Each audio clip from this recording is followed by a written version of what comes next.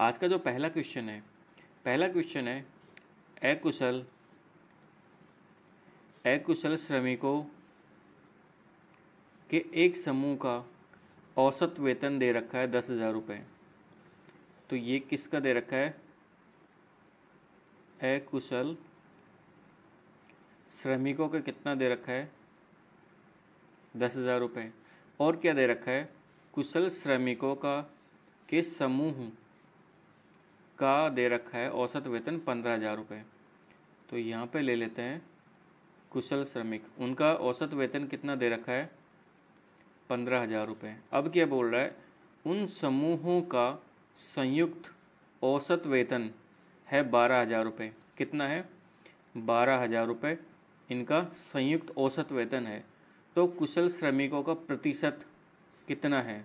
देखो, इस तरह का जो क्वेश्चन है उसको आप जो एवरेज वाले कंसेप्ट है उससे भी सॉल्व कर सकते हो, और इसके अलावा आप जो मिश्रण वाला जो टॉपिक है उसके कंसेप्ट से भी इसको सॉल्व कर सकते हो।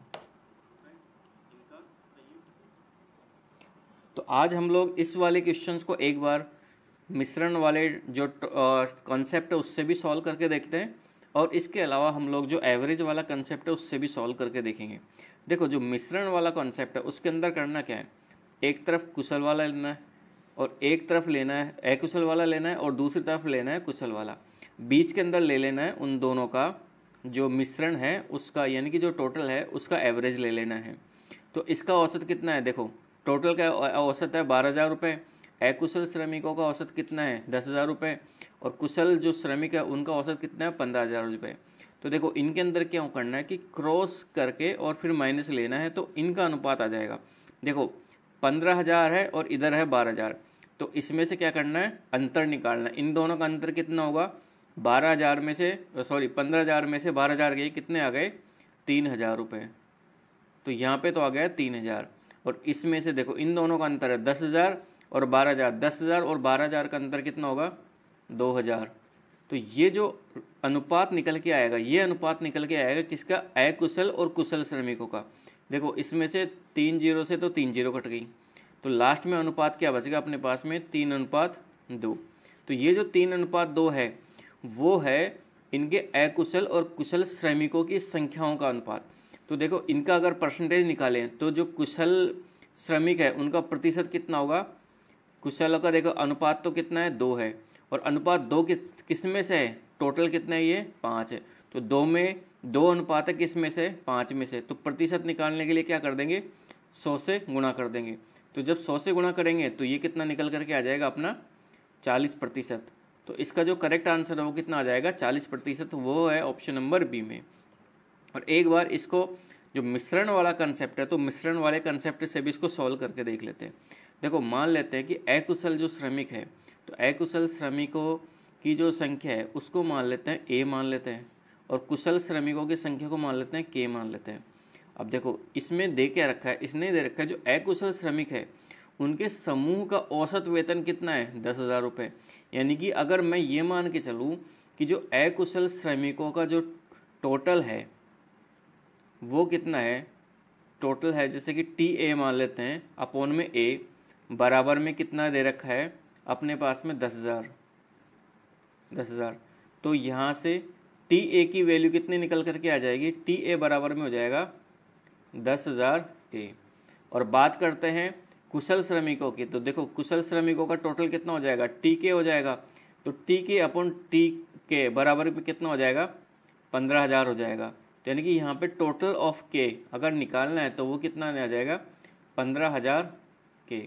अब अगर बात करें कि जैसे कि इसने ये दे रखा कि उन समूहों का संयुक्त जो औसत है, देखो संयुक्त औसत के लिए क्या करना होता है? टी ए मतलब ऊपर तो हो जाएगा टोटल वैल्यू कितनी है? टी ए प्लस में टी के बटे में क्या होगी? उनकी संख्या। ए संख्या कितनी है? ए प्लस के, वो बराबर में औसत कितना दे रखा है? 12,000। कितना हो गया? 12,000। यह इसको इस तरीके से भी सॉल्व करें। इस इक्वेशन को अगर सॉल्व करते हैं, देखो ए के इधर की साइड जाकर के मल्टीप्लाई हो जाएगा, तो जब मल्टीप्लाई हो जाएगा तो इसको इस तरीके से लिख देते हैं, टी ए प्लस में टी के बराबर में कितना हो गया? 12,000 गुणा में क्या हो जाएगा? ए प्लस में के। अब देखो जो टी ए है, टी ए की वैल्यू यहाँ से उठा लेते हैं। टी ए की वैल्यू कितनी है? 10,000 ए। तो 10,000 ए प्लस में ये कितना हो गया? टी के। टी के में कितना है वैल्यू है? 15,000 के। तो 15,000 के बराबर में, अब देखो 12,000 को अंदर की साइड मल्टीप्लाई कर दो, तो 12,000 ए प्लस में कितना हो गया फिर? 12,000 के। 12,000 के। अब देखो जो संख्याएं जिधर की साइड से जा रही है माइनस हो रही है उसको माइनस कर दो, और जो संख्या कोई कट रही है तो उसको काट दो। देखो 3 जीरो सभी में कॉमन है, तो 3 जीरो को सबसे पहले काट दो। ये 3 जीरो, ये 3 जीरो, ये 3 जीरो, ये 3 जीरो, सभी में से कट गई। अब देखो यहाँ पे तो कितना बच गया? 10 ए, और इधर की साइड कितना बच गया? 12 ए। तो इस 10 ए को इधर की साइड लेकर के जाएंगे तो माइनस में बदल जाएगा। तो 12 ए माइनस में कितना हो जाएगा? 10 ए। तो यानी कि कितना बच गया? 2 ए। अब इधर की साइड देखो जो कुशल है, श्रमिकों की जो वैल्यू है वो कितनी है? 15 के, और इधर है 12 के। 12 के को अगर इधर की साइड लेकर के आएंगे तो ये प्लस का है, तो इधर की साइड जा करके माइनस का हो जाएगा।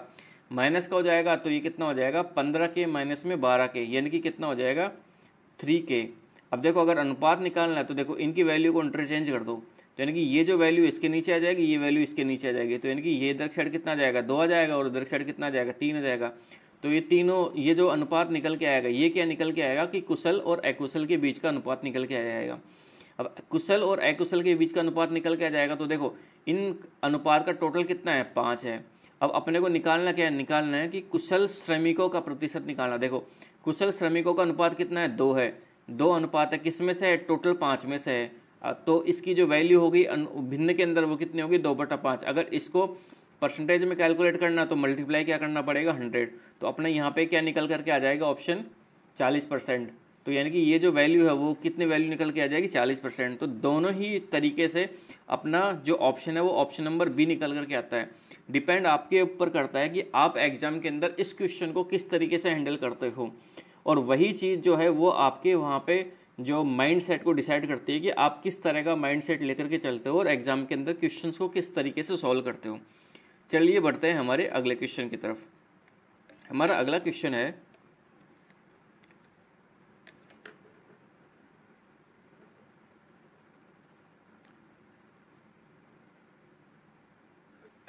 अगला क्वेश्चन है, एक विद्यालय में 25 अध्यापक थे, उनकी औसत आयु थी 30 वर्ष थी। उसी समय एक अध्यापक जिसकी आयु 60 वर्ष थी सेवानिवृत्त हो गया और उसकी जगह पे नए अध्यापक की नियुक्ति हो जाती है। उस अध्यापक के स्थान पर की गई। अब अध्यापकों का जो औसत आयु है वो 1 वर्ष से कम हो गया, तो नए अध्यापक की जो क्या नाम से नए अध्यापक की आयु निकालनी है। देखो इस तरह के क्वेश्चन के अंदर सबसे पहले निकालो कि जो 25 अध्यापक है उनकी टोटल आयु कितनी थी। मान लेते हैं कि उनकी जो टोटल आयु है वो 25 थी, बटे में अगर एवरेज इसने क्या दे रखा है? इसने दे रखा है एवरेज। तो अपने वाले फार्मूला के अंदर लिखते हैं, देखो टोटल ऑफ 25 बटे में इनकी संख्या कितनी है? 25 बराबर में कितना दे रखा है? 30 दे रखा है। या इसको इस तरीके से लिख सकते हैं, टोटल ऑफ 25, यानी कि जो 25 अध्यापक है इनकी टोटल की जो आयु है वो कितनी होगी? T25 बराबर में 30 इंटू में 25।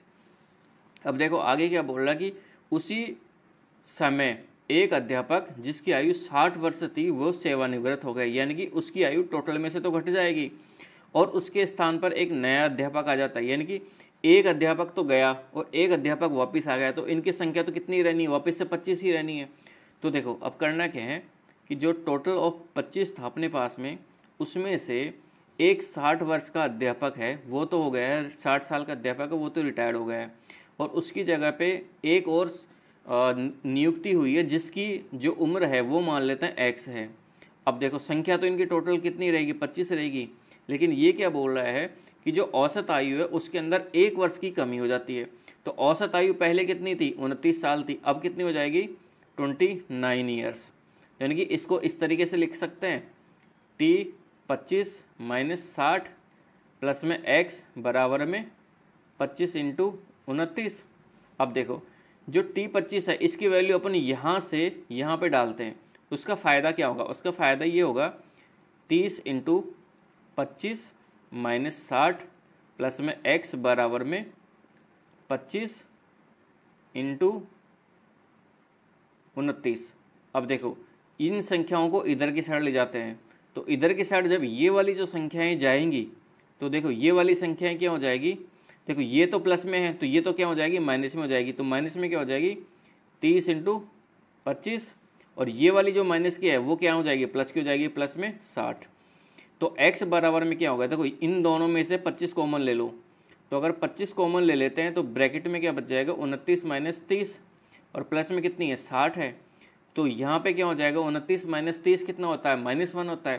तो यानी कि -1 इंटू में होगा 25 से, तो ये कितना हो जाएगा, माइनस का 25, और प्लस का कितना है, 60 है। तो यानी कि जो x की वैल्यू जो निकल करके आ जाएगी वो कितनी आ जाएगी, 60 में से 25 घट जाएगा, कितने आ जाएगी, 35। तो इसकी जो आंसर है वो कितना आ जाएगा, ऑप्शन नंबर बी, 35 वर्ष। यानी कि जो नया अध्यापक आया है उसकी जो आयु है वो कितनी होगी, 35 साल। चलिए बढ़ते हैं हमारे अगले क्वेश्चन की तरफ। हमारा अगला क्वेश्चन है,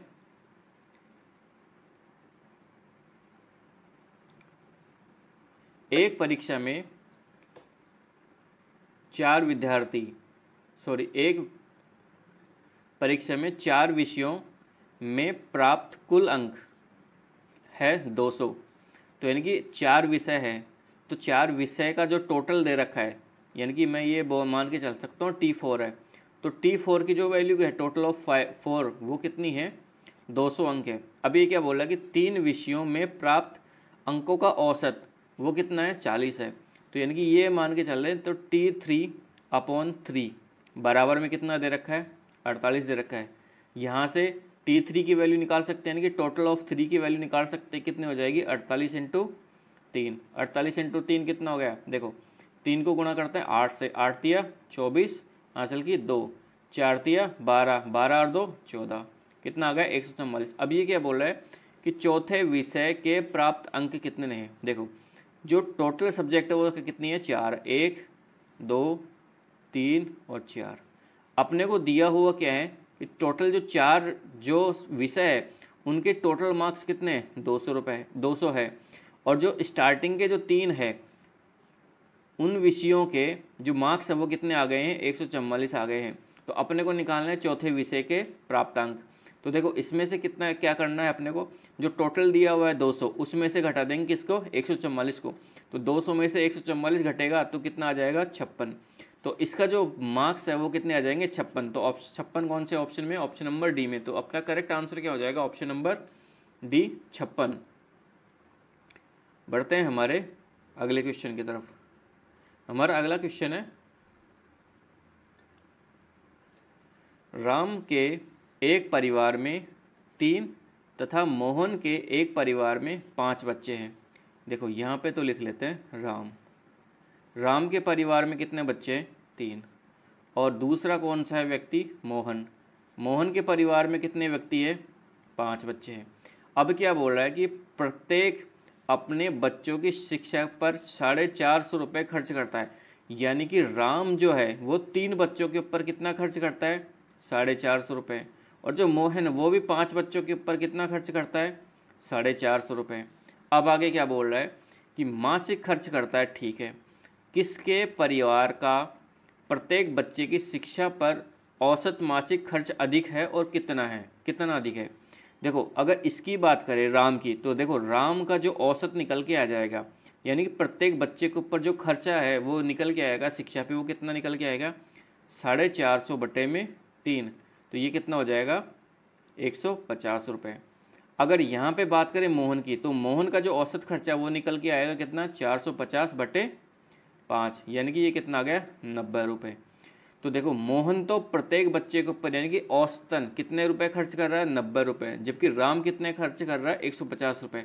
तो इसमें ये बताओ कि राम का जो औसतन खर्चा ज़्यादा है या मोहन का। ऑब्वियसली बात है राम का ज़्यादा हो, क्योंकि राम का जो औसतन खर्चा है वो कितना है, 150 रुपये, जबकि मोहन का जो औसतन खर्चा है वो कितना है, 90 रुपये। तो यानी कि राम का ज़्यादा है, ये तो बात क्लियर हो गई। राम का कितना ज़्यादा है, तो अपन क्या काम करेंगे, 150 में से 90 को माइनस करेंगे। जब 150 में से 90 को माइनस करेंगे तो वैल्यू कितनी निकल करके आ जाएगी, 60। तो यानी कि राम का औसतन जो खर्चा है शिक्षा के ऊपर बच्चों का वो ज़्यादा है, और कितने रुपए से ज़्यादा है, 60 रुपये ज़्यादा है। तो कौन सा ऑप्शन सही हो जाएगा इसका अंदर, ऑप्शन नंबर ए इसका करेक्ट आंसर हो जाएगा। तो इसके अंदर करेक्ट आंसर कौन सा हो गया, ऑप्शन नंबर ए, राम 60 रुपये। चलिए बढ़ते हैं हमारे अगले क्वेश्चन की तरफ। हमारा अगला क्वेश्चन है, 3 संख्याओं का औसत दिया हुआ है 7 है तथा पहली 2 संख्याओं का औसत है वो कितना है 4 है, तो तीसरी संख्या क्या होगी। देखो पहली 3 संख्याओं का औसत कितना दे रखा है 2, यानी कि ये मान के चलते हैं ये पहली संख्या है, ये दूसरी संख्या है और ये तीसरी संख्या है। तो तीनों का औसत कितना दे रखा है 7 है, तो तीनों का टोटल कितना हो जाएगा 7 या 21, यानी कि कितना हो गया 21 हो गया तीनों का टोटल। अब ये क्या बोल रहा है कि पहली 2 संख्याओं का औसत 4 है, तो पहली 2 संख्याओं का औसत अगर 4 है तो टोटल कितना हो जाएगा 4 दूनी 8, यानी कि 8 हो गया। अब ये क्या पूछा है जो तीसरी संख्या कितनी है, तीसरी संख्या कैसे निकलेगी, 21 में से किसको घटा देंगे अपन 8 को घटा देंगे, तो 21 में से 21 को 8 को घटा देंगे तो कितना आ जाएगा 13 आ जाएगा। तो इसका करेक्ट आंसर क्या हो जाएगा 13, ऑप्शन नंबर बी। चलिए बढ़ते हैं हमारे अगले क्वेश्चन की तरफ। हमारा अगला क्वेश्चन है, एक छात्र के अंक 98 की बजाय 108 त्रुटि से अंकित हो गए, ठीक है। इस त्रुटि के कारण छात्रों का जो औसत है वो 1/5 बढ़ गया है। अब छात्रों की कुल संख्या इसने पूछी है। मान लेते हैं कि छात्रों की जो कुल संख्या है वो है एस डैश है और उनके जो टोटल मार्क्स है वो कितने हैं टी एस डैश है। अब देखो इनका औसत कैसे निकल के आएगा, इनका औसत निकल के आएगा टी एस डैश बटे में एस डैश बराबर में एवरेज ले लेते हैं एस डैश का, तो यानी कि total of student S dash कितना निकल के आ जाएगा ए एस डैश इंटू में कितना आ जाएगा एस डैश। अब ये क्या बोल रहा है कि त्रुटिवश, देखो 98 की बजाय उसने कितना लिख दिया है 108, तो यानी कि जो टोटल है इसका एस डैश उसमें से कितना घटा देंगे 98 और जोड़ कितना देंगे 108, और स्टूडेंट कितने रहेंगे, स्टूडेंट तो वही रहने एस डैश, प्लस में अपना कितना आ जाएगा बाहर जो टोटल आ जाएगा वो कितना आ जाएगा एवरेज ऑफ एस डैश, और उसके अंदर क्या बोल रहा है ये 1/5 की बढ़ोतरी हो जाती है, तो इसको 1/5 कर देते हैं। अब देखो एस डैश को इधर के साइड मल्टीप्लाई कर देते हैं तो क्या होगा T of S dash minus में 98 प्लस में 108 बराबर में एस डैश को इधर के साइड मल्टीप्लाई करेंगे तो A S dash into S dash plus में 1/5 इंटू में एस डैश। अब देखो जो टी एस डैश की वैल्यू है वो कितनी है अपने पास में A S dash into S dash, यानी कि इसकी जगह पे ये वाली वैल्यू अपन क्या कर देते हैं रख देते हैं, और अगर ये वाली वैल्यू इसकी जगह पे रख देते हैं तो देखो ये वाली वैल्यू और ये वाली वैल्यू बराबर है, यानी कि ये दोनों वैल्यू क्या हो जाएगी आपस में कट जाएगी।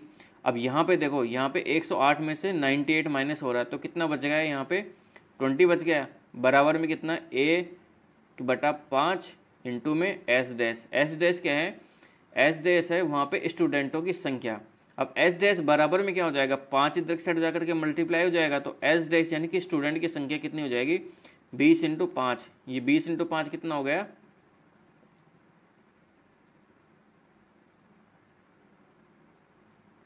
सॉरी यहाँ पे कितना है 108 में से 98 घटाएंगे तो कितना आएगा 10 आएगा, तो 10 इंटू 5 कितना हो जाएगा 50 हो जाएगा, तो यानी कि यहाँ पे जो टोटल स्टूडेंट है वो कितने हो जाएंगे 50 हो जाएंगे। तो इसका करेक्ट आंसर कौन सा हो जाएगा, ऑप्शन नंबर सी इसका करेक्ट आंसर हो जाएगा। चलिए बढ़ते हैं हमारे अगले क्वेश्चन की तरफ। हमारा अगला क्वेश्चन है,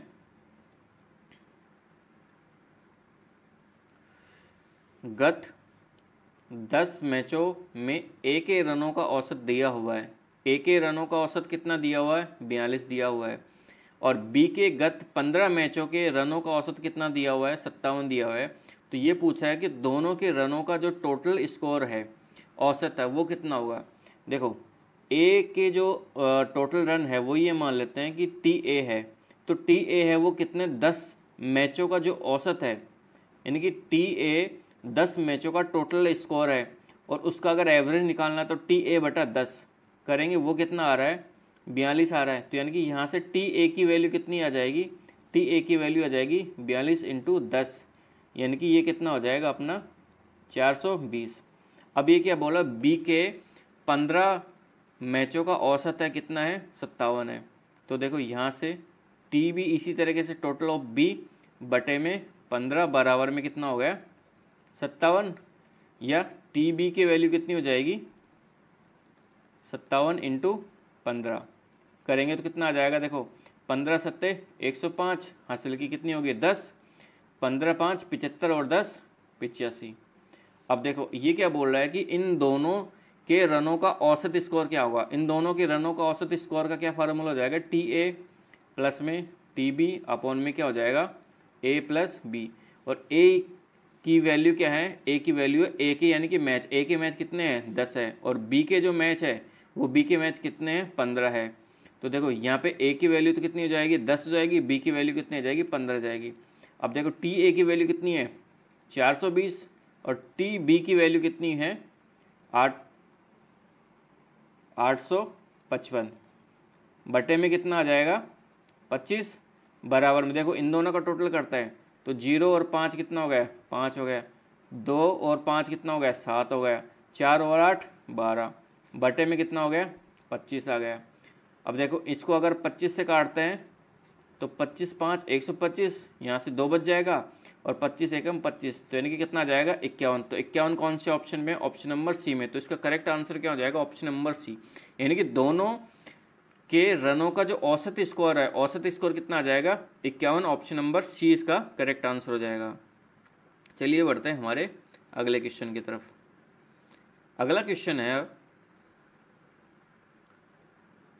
गिनती के सतत 7 अंकों की एक श्रेणी दी हुई है, यानी कि लगातार एक श्रेणी दी हुई है। अगर मान लेते हैं कि स्टार्टिंग की एक संख्या x है तो दूसरी संख्या कितनी होगी x + 1, इसी तरह से x + 2, इस तरह से करती हुई लास्ट में संख्या कौन सी हो जाएगी x + 6। तो ये कितनी हो जाएगी सतत 7 अंकों की संख्या हो जाएगी। अब आगे क्या दिया हुआ है, उस दी हुई श्रेणी के प्रथम 5 अंकों का औसत n है। तो देखो ये निकाल लेते हैं, जैसे कि स्टार्टिंग की 5 संख्या, इसको एक बार मैं ना जो पूरा एक्सप्लेन करके बताता हूँ, इससे आपको आगे हेल्प मिलेगी। देखो इसमें क्या है, जैसे मान लेते हैं कि एक संख्या x है, दूसरी संख्या x + 1 है, तीसरी x + 2, x + 3, x + 4, x + में 5 और लास्ट वाली x + 6। देखो कोई सी भी संख्या है अगर वो सतत संख्या है और अगर उनका औसत पूछा गया है तो ये ध्यान रखना कि उनका औसत अगर विषम संख्या है वो, तो विषम संख्या में तो हमेशा उसकी कौन सी संख्या ले लो, बीच की संख्या ले लो, ज़्यादा दिमाग लगाना नहीं है। और अगर सम संख्याएँ दे रखी है तो सम संख्याओं के अंदर क्या होता है, पहली और लास्ट को जोड़ करके और डिवाइड बाय में 2 कर दो, वो उसका एवरेज निकल के आ जाएगा। अब देखो इसमें क्या है कि जो प्रथम 5 अंक जो अंक है उसका जो एवरेज है वो कितना दे रखा है n है। तो देखो प्रथम 5 अंक कौन से हुए 3 और 2 5। यहाँ पे जो बीच की संख्या हो जाएगी वो कौन सी हो जाएगी x + 2, इसकी वैल्यू कितनी दे रखी है इसने n दे रखी है। अब क्या बोल रहा है सभी 7 अंकों का औसत क्या होगा। देखो जो 7 अंकों का औसत है वो क्या होता है, इसमें सतत संख्या दे रखी है यानी कि कंटिन्यूस नंबर्स दे रखे हैं, और कंटिन्यूस नंबर जहाँ पे भी होता है अगर विषम संख्या है तो वहाँ पे कौन सी संख्या लेनी है, बीच वाली संख्या ले लो आंख बंद करके। बीच वाली संख्या कौन सी होगी x + में 3। अब देखो x + में जो 3 है वो n से कितना ज़्यादा है, वो n से कितना ज़्यादा है सिर्फ 1 ज़्यादा है, तो यहाँ पे जो एवरेज है वो निकल करके कितना आ जाएगा n + 1।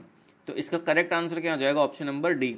और इसी तरीके से अगर मान लो कि ये चीज़ भी समझ में नहीं आ रही है तो इसको आप है ना जो एक एग्जाम्पल के थ्रू भी डायरेक्टली सॉल्व कर सकते हो, यानी कि वैल्यू रख करके भी सॉल्व कर सकते हो। जैसे मान के चलो कि इसने ऐसे कुछ पर्टिकुलर वैल्यूज़ तो दी नहीं है, तो इसमें आप संख्याएं मान लो 1 2 3 4 5 6 और 7। तो देखो प्रथम 5 संख्याओं का औसत इसने कितना दे रखा है 3 दे रखा है। तो इसने ये पूछा है कि जो 7 संख्याएँ उनका औसत कितना होगा। देखो 7 संख्याओं का अगर आपको औसत निकालना है तो एक तो तरीका ये है कि आप डायरेक्टली बीच की संख्या दे दो, अगर संख्याएं इजी है तो इजी है तो जो इनका औसत है वो निकल करके कितना आ जाएगा 4 आ जाएगा। तो 4 आ जाएगा तो 4 3 से कितना ज़्यादा 1 ज़्यादा है, यानी कि अगर इसकी वैल्यू n है तो इसकी वैल्यू कितनी हो जाएगी n + 1 हो जाएगी। दूसरी चीज़ क्या है कि अगर ये चीज़ भी समझ में नहीं आती है तो औसत क्या करना है आपको, पहली और लास्ट वाली संख्या ऐड करनी है और डिवाइड बाय में 2 करना है। देखो पहले 5 जो संख्या है उनका अगर एवरेज निकालना है तो 1 + में 5 कितना हो गया 6 हो गया, डिवाइड बाय में 2 कितना हो गया 3 आ गया, तो इसका एवरेज कितना निकल करके आ जाएगा 3 आ जाएगा। अब 7 तक की संख्याएं सतत संख्या है तो उसका अगर एवरेज निकालना तो पहली संख्या कितनी है 1 है, लास्ट वाली संख्या कितनी है 7 है, दोनों को जोड़ देंगे कितना आ जाएगा 8 जाएगा, डिवाइड बाय में 2 कर देंगे तो कितना आ जाएगा 4 जाएगा। तो ये प्रथम जो 7 सतत संख्या है उनका एवरेज निकल करके आ जाएगा। तो एवरेज कितना आ गया इसका 4 आ जाएगा। तो 4 3 से कितना ज़्यादा 1 ज़्यादा, यानी कि अगर इसकी वैल्यू अगर n है तो इसकी वैल्यू कितनी आ जाएगी n+1।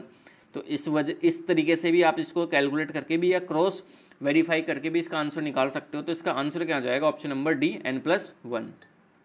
चलिए बढ़ते हैं हमारे अगले क्वेश्चन की तरफ। हमारा अगला क्वेश्चन है, यदि m संख्याओं का औसत n² है और इसी तरह n संख्याओं का औसत m² है तो m+n संख्याओं का औसत कितना होगा।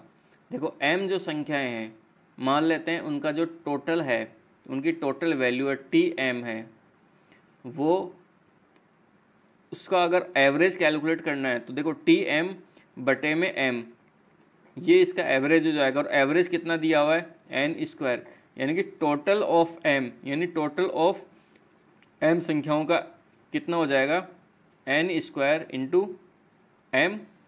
अब देखो इसी तरीके से टोटल ऑफ n निकाल लेते हैं। टोटल ऑफ n और डिवाइड बाय में n कितना दे रखा है m² दे रखा है, तो बराबर में m², या टोटल ऑफ n कितना हो जाएगा m² इंटू में n। अभी क्या बोल रहा कि m+n संख्याओं का औसत निकालना है। तो देखो m+n संख्याओं का औसत निकालना, तो सबसे पहले क्या काम करेंगे, इन दोनों संख्याओं का टोटल बटे में m+n कर देंगे और डिवाइड बाय बराबर में इसका एवरेज आ जाएगा। तो देखो टोटल इनका अगर एवरेज निकालते हैं, total of average of m plus में n, वो बराबर में कितना हो जाएगा टोटल ऑफ m प्लस में टोटल ऑफ n बटे में इन संख्याओं का योग, यानी कि m प्लस में n। अब देखो tm की वैल्यू यहाँ से ले लो, tn की वैल्यू यहाँ से ले लो और डिवाइड बाय में m+n कर दो। अब देखो यहाँ से tm की वैल्यू कितनी हो जाएगी n² इंटू में m प्लस में फिर ये वाली वैल्यू हो जाएगी tn की, तो m² प्लस में n इंटू में n डिवाइड बाय में क्या है m प्लस में n। अब देखो m और n इसमें भी है और m और n इसमें भी, तो mn इसमें से कॉमन ले लेते हैं।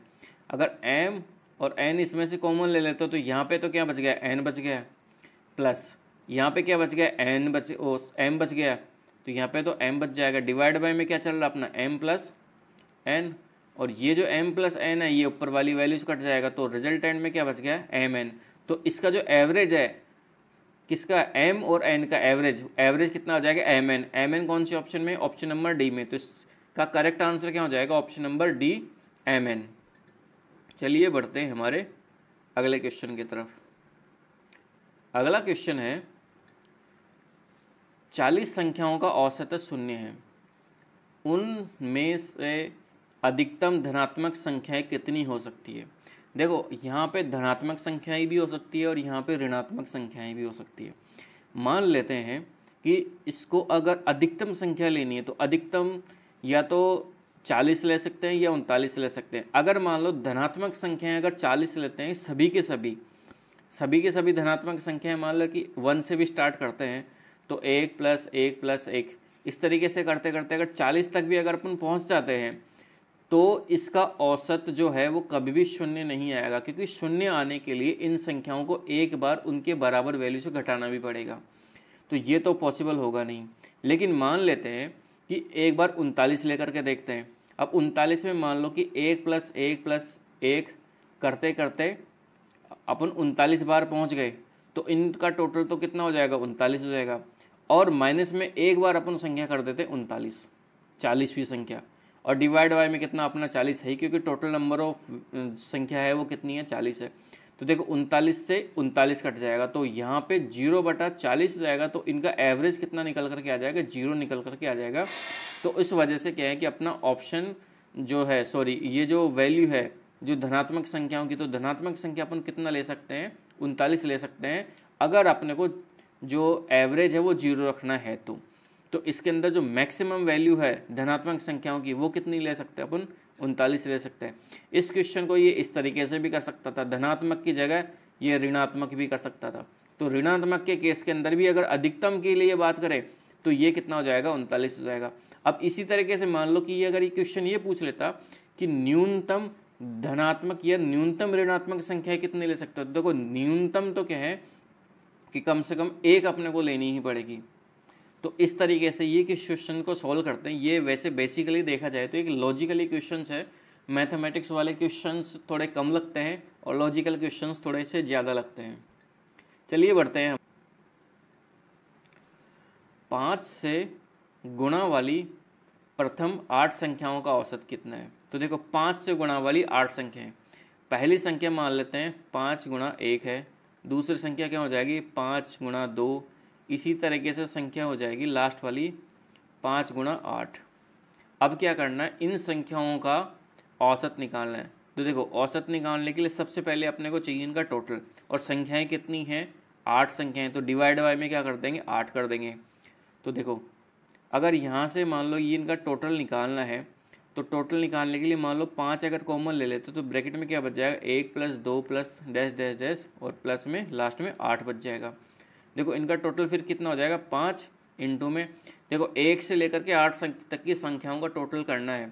तो इनका फार्मूला क्या होता है, अगर मान लो 1 से संख्या स्टार्ट हो रही है और वह n तक जाती है, तो इनका जो टोटल का फार्मूला होता है वो होता है n into n+1 divide by में 2। तो देखो इसका जो टोटल है वो कितना हो जाएगा 8 इंटू 9 डिवाइड बाई में 2, यानी कि जो यहाँ इनका जो टोटल है और इंटू मल्टीप्लाई में कितना चल रहा है 5 चल रहा है, तो यानी कि कितना हो जाएगा 5 इंटू 8 इंटू 9 डिवाइड बाई में 2। देखो 8 को 2 का काटते हैं 2 से, कितनी बार कट जाएगा 4, 5 इंटू 4 कितना हो गया 20, 20 इंटू 9 कितना हो जाएगा 180। अब देखो 180 तो अपने पास में इनका क्या है टोटल वैल्यू आ गई। अब क्या है कि इनका निकालना है अपने को एवरेज, तो एवरेज का फार्मूला क्या होगा, एवरेज बराबर में क्या कर देंगे अपन टोटल अपॉन में संख्या, संख्या कितनी है 8 है, तो इनका टोटल कितना हो गया 180 बटे में 8। 180 में अगर 8 का भाग देते हैं तो कितने बार जाएगा, देखो 8 दूनी 16 2 बच जाएगा, फिर से कितना हो जाएगा 8 दूनी 16 4 बच जाएगा, फिर पॉइंट आ जाएगी और 8 पंजे 40। तो यानी कि इसका रिजल्ट आंसर कितना आ जाएगा, option number C, sorry option number A 22.5। इसी तरह से देखते हैं हमारे अगले क्वेश्चन की तरफ। हमारा अगला क्वेश्चन है प्रथम 50 प्राकृत संख्याओं का औसत कितना होगा। देखो प्राकृत संख्याएं क्या होती है, सबसे पहले ये समझना जरूरी है। प्राकृत संख्याएं वे संख्याएं होती है जो 1 से स्टार्ट होती है और n नंबर तक जाती है। तो अगर उनका औसत निकालना है, तो अगर उनका औसत निकालने के लिए अपने को क्या करना है, सबसे पहले तो चाहिए उनका टोटल बटे में नंबर ऑफ संख्याएं कितनी है n है। तो देखो अगर ये पूछ रहा है कि प्रथम 50 प्राकृत संख्याएं, तो प्रथम 50 प्राकृत संख्याएं कितनी हो जाएगी, 1 से लेकर के 1 2 3 इस तरह से होकर के ये जाएगी 50 तक। तो अगर इनका टोटल निकालना है 1 से लेकर के 50 तक की संख्याओं का, तो वो कितना होगा। देखो जैसे कि हमने अभी लास्ट क्वेश्चन में अभी देखा था कि अगर इस तरह की संख्याएं हैं तो उनका टोटल निकालने के लिए क्या काम करते हैं, n into n+1 divide by में 2। इसी तरह से इनका टोटल कितना हो जाएगा 50 इंटू 51 डिवाइड बाई में 2। अब देखो नीचे डिवाइड बाई में n भी चल रहा है, n की वैल्यू कितनी है 50 है, तो n की वैल्यू 50 रख देंगे। तो देखो 50 से तो 50 कट जाएगा, 51/2, 51/2 कितना हो जाएगा 25.5, तो ये कितनी वैल्यू हो जाएगी 25.5। तो इसका करेक्ट आंसर क्या हो जाएगा, ऑप्शन नंबर डी 25.5। तो इसका करेक्ट आंसर कौन सा हो गया, ऑप्शन नंबर डी 25.5। इसी तरीके से हमारा अगला क्वेश्चन है 1 से लेकर के 100 तक की सभी प्राकृतिक सम संख्याओं का औसत क्या होगा। देखो सबसे पहले अपने को ये पता होना चाहिए कि 1 से लेकर के 100 तक के बीच में कौन कौन सी प्राकृत संख्याएं हैं। सबसे पहली संख्या हो जाएगी 2 हो जाएगी, फिर 4 हो जाएगी, 6 हो जाएगी, इस तरीके से करते करते लास्ट वाली जो संख्या होगी वो कितनी हो जाएगी 100 हो जाएगी। अब देखो इनका क्या निकालना, अपने को औसत निकालना है। तो सबसे पहले इनका क्या चाहिए अपने को, एक तो टोटल चाहिए और एक ये पता होनी चाहिए कि इनके अंदर टोटल संख्याएं कितनी है। देखो इसमें अगर मान लो टोटल अगर अपने को निकालना है तो देखो इन सबका जोड़ना पड़ेगा, 2 + 4 प्लस में 6 प्लस 8 प्लस में डैश डैश करते हुए लास्ट में जाकर के कितनी होगी 100। देखो 2 सब में से कॉमन ले लेते, 2 अगर सब में से कॉमन ले लेते तो यहाँ पे कितना आ जाए 1, यहाँ पे 2, फिर यहाँ से 3, इस तरीके से लास्ट वाली जो संख्या है वो कितनी आ जाएगी 50। देखिए टोटल यहाँ से ये तो मालूम चल रहा है क्लियरली कि संख्याएँ कितनी है अपने पास में 50 है। तो यानी कि जो नंबर्स यानी कि n की जो वैल्यू है वो तो कितनी आ जाएगी 50 आ जाएगी। अब देखो एक बार इनका टोटल निकाल लेते हैं। टोटल क्या होगा 2 इंटू, अब इनका जो टोटल है वो अभी लास्ट वाले क्वेश्चन में हम लोग करके आए हैं। टोटल किस तरीके से निकल जाएगा 50 इंटू 51/2। तो ये कितना आ गया था अपना 25.5 आ गया था, 25.5 आ गया था। सॉरी इनका जो टोटल है ये 2 से 2 कट जाएगा और ये कितना आ जाएगा यहाँ पे 50 इंटू 51।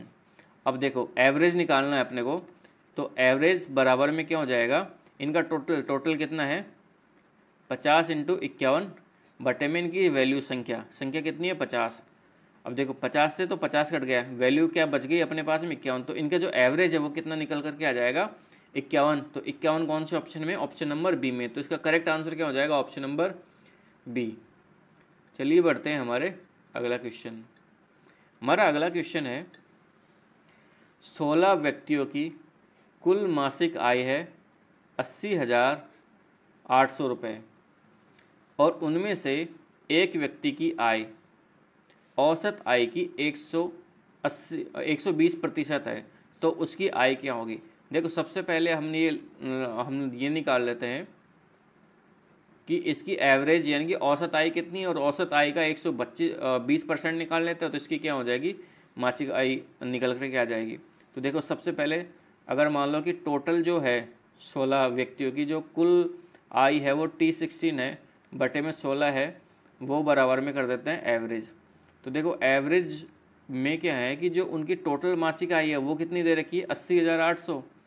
तो यानी कि 80,800 बटे 16 बराबर में ये कितनी हो जाएगी, ये उनकी एवरेज आय हो जाएगी यानी कि औसत आय हो जाएगी।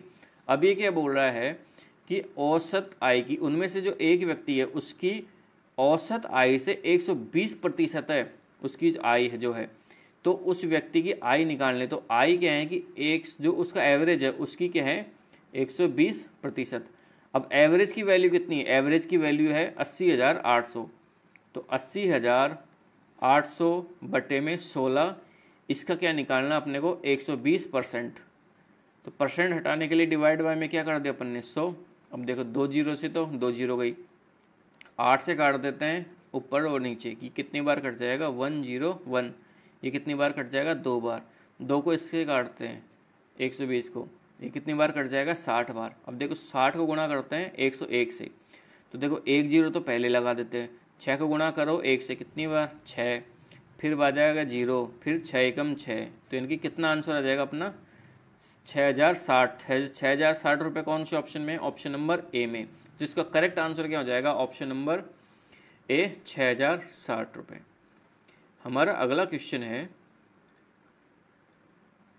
अगला क्वेश्चन दिया हुआ है कि 8 व्यक्तियों का औसत वजन 1.5 किलोग्राम बढ़ जाता है, जबकि उनमें से एक व्यक्ति जिसका वजन है वो 65 किलोग्राम है उसके स्थान पर एक नए व्यक्ति द्वारा प्रतिस्थापित किया जाता है, तो नए आदमी का वजन कितना होगा।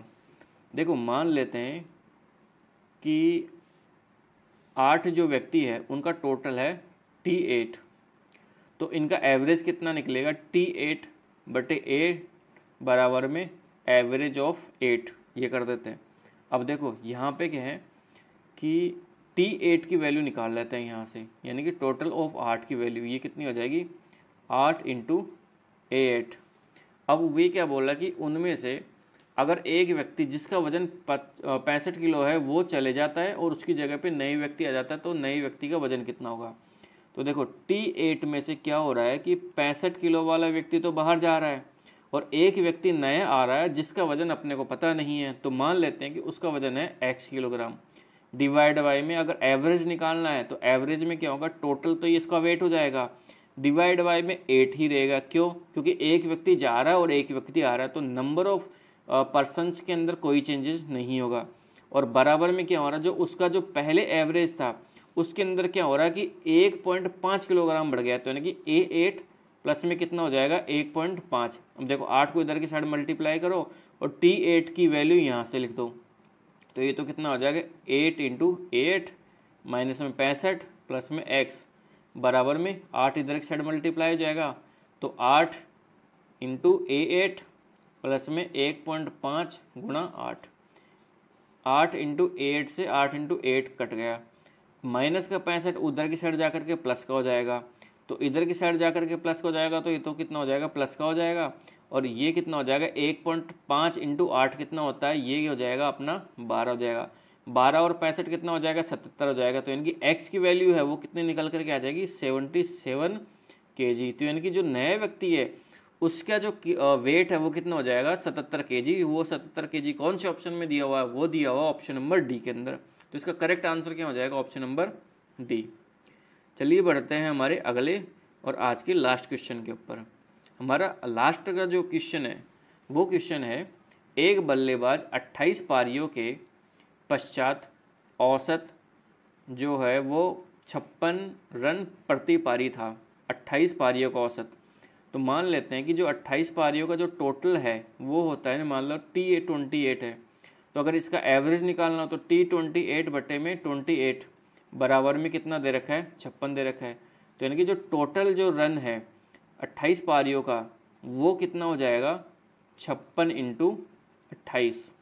अब आगे क्या दे रखा है 29वीं पारी के पश्चात उसका औसत 2 से बढ़ जाता है, तो 29वीं पारी के अंदर उसका स्कोर क्या था।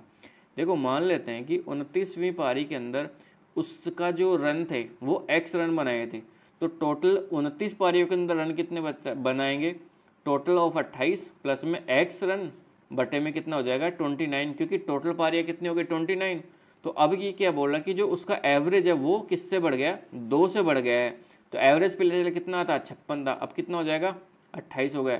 तो यानी कि टोटल ऑफ 28 प्लस में x बराबर में कितना हो गया 58 इंटू 29 हो गया।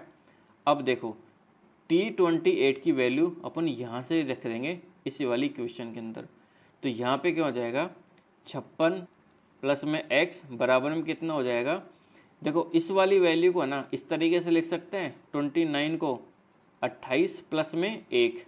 तो इससे देखो दिखने में तो वैसे कुछ भी नहीं दिख रहा है, लेकिन जब आप कैलकुलेशन करोगे तो इसके अंदर इसका बहुत बड़ा रोल होगा। वो रोल कैसे होगा, आपकी कैलकुलेशन बहुत बच जाएगी, वो मैं बताता हूँ कैसे। देखो फिर बाद में क्या होगा 58 ब्रैकेट में क्या हो जाएगा 28 इंटू 28 प्लस में कितना हो जाएगा 1। अब ये कितना हो जाएगा 58 इंटू 28 प्लस में कितना हो जाएगा 58।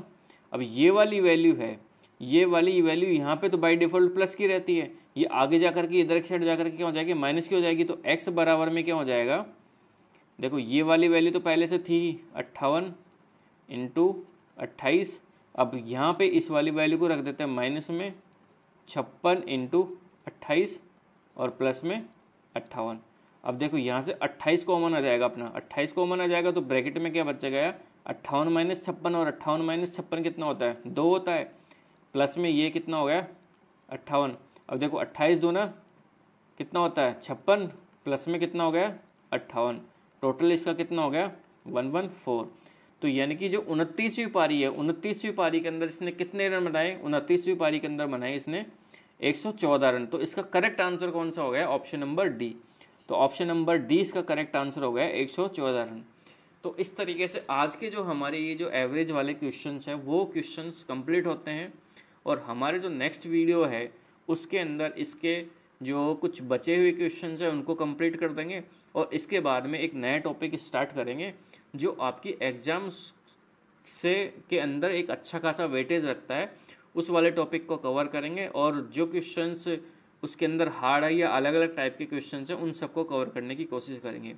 तो आज की इस वीडियो को हम लोग यहीं पे वाइंड अप करते हैं, मिलते हैं हमारे नेक्स्ट वीडियो।